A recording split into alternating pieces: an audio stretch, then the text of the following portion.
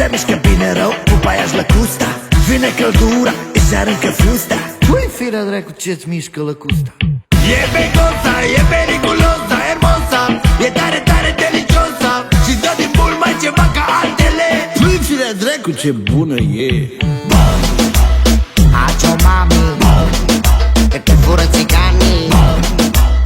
Un movimiento que cala oriento. Ascultă, mami, ai grijă cu țiganii. Mișcă-te lento, o panza talento.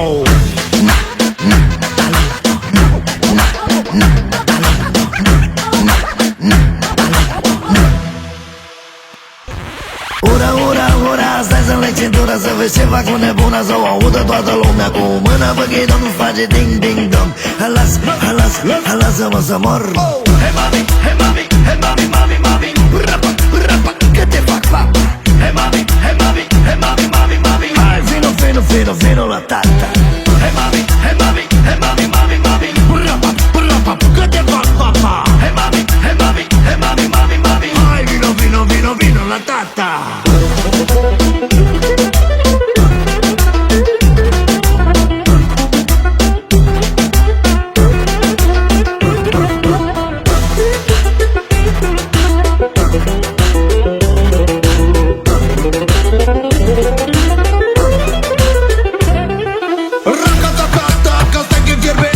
Și o schimb cu alta ca să nu se rupă craca. Cu mâna pe ghidon face digidi-digidi-don. Hai lasă, hai lasă, hai lasă-mă să mor.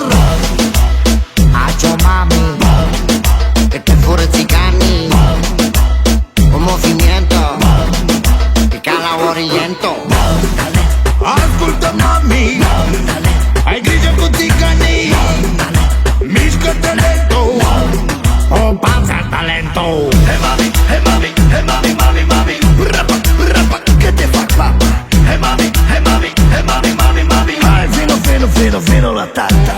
Hey mami, hey mami, hey mami, mami, mami, rapa, rapa, că te fac papa. Hey mami, hey mami, hey mami, mami, mami, hai vino, vino, vino, vino la tata.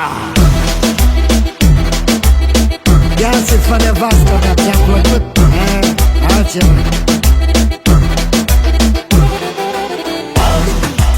Hacho mami, que te fură țiganii. Un movimiento que cala oriento. Ascultă, mami, ai grijă cu țiganii. Mișcă-te lento, o panza talento.